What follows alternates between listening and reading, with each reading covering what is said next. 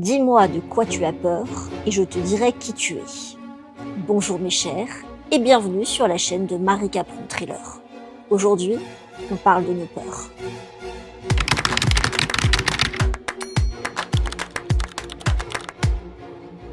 Je ne vais rien vous apprendre si je vous dis que la peur, c'est le moteur de mes thrillers. Évidemment, ce qui est pratique, c'est que lorsque vous écrivez un thriller, vous êtes aux commandes, donc vous avez un sentiment de contrôle. Mais dans la vraie vie, comme vous le savez, c'est pas du tout pareil. Aujourd'hui, j'ai envie qu'on fasse un petit bilan de la peur, parce que la peur est sans doute le moteur le plus puissant de toutes nos actions. C'est quand même pas pour rien, me direz-vous, qu'on se rend compte que dans tous les régimes politiques, la peur est utilisée pour contrôler, pour manipuler, pour obtenir des citoyens des choses qu'ils ne feraient jamais s'ils n'étaient pas en proie à la peur.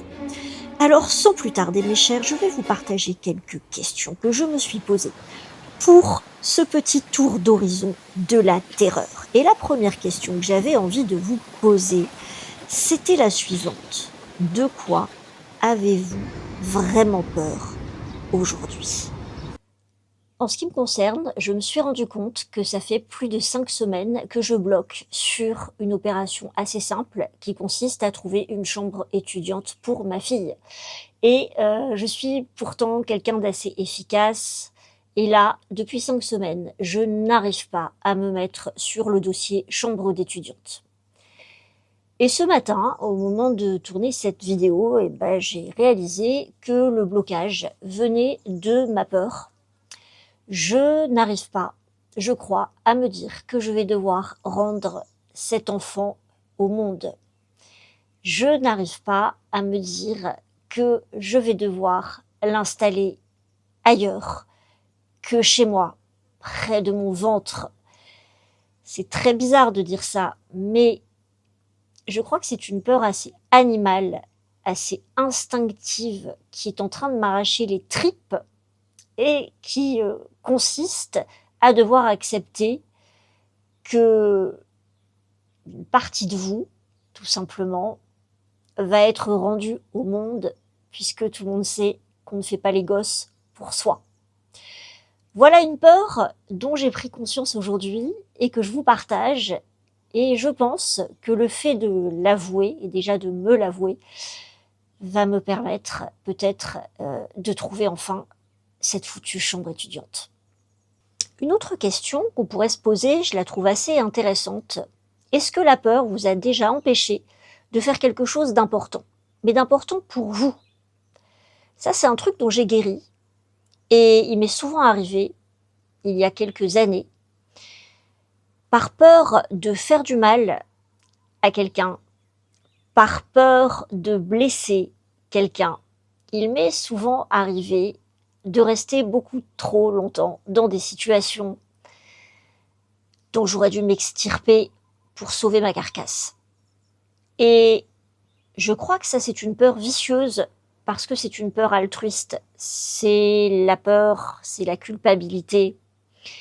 Et c'est aussi faire passer les besoins de l'autre avant les siens. C'est en général une peur qui est inculquée par une éducation assez toxique, mais je crois que c'est une peur qui, finalement, qu'on rencontre beaucoup plus qu'on ne se l'avoue.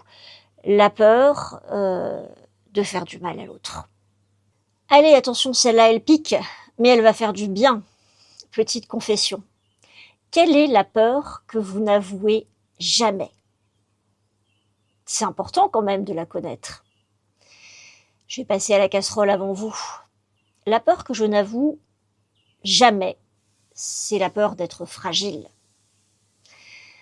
J'ai horreur de ce mot. J'ai horreur des gens fragiles. C'est horrible de dire ça, mais c'est vrai. Je crois que j'ai horreur des gens fragiles, ou en tout cas des gens qui se victimisent. Et je crois que j'aurais très très peur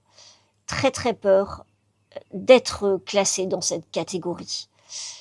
Je m'efforce de toutes les manières possibles de combattre mes failles pour ne pas m'autoriser à être fragile. Ce qui n'empêche pas évidemment les failles. Mais je crois que ça, la peur d'être fragile. Je parle pas seulement de la fragilité psychologique, mais aussi d'une fragilité physiologique ou physique. Ça me terrifie. Quelle peur a le plus changé ta vie? Si tant est, bien sûr, que tu l'aies surmontée.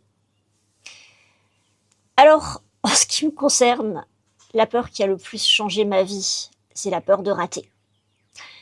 Et la peur de décevoir. Maintenant, je rate. Et je déçois.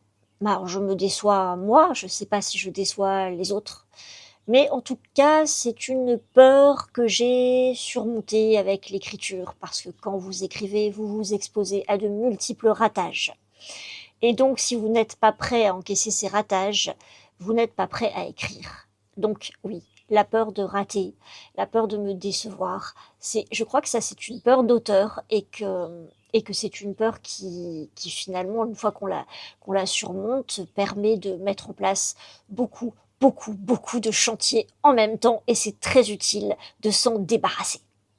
Alors, on continue avec les questions à la con. Quelle peur revient toujours quand tu es seul? Bon, alors moi, la peur qui revient toujours quand je suis seule, c'est la peur qu'on m'appelle pour me dire qu'il est arrivé quelque chose à mes enfants.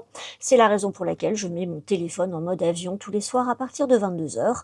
C'est la politique de l'autruche, ça me permet de dormir.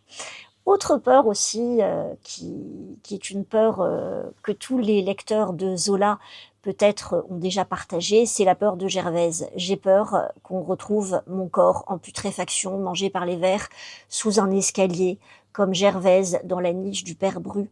J'ai peur qu'on me retrouve morte sous un escalier, dévorée par des Doberman. Éventuellement, si tant est que ces bêtes-là aiment les corps en putréfaction. Je ne sais pas. J'espère ne pas en faire l'expérience. Voilà mes chers, sachez que je serai ravie de lire en commentaire vos réponses, vos questionnements sur le thème de nos peurs. Je vous retrouve évidemment mercredi prochain pour de nouvelles frayeurs.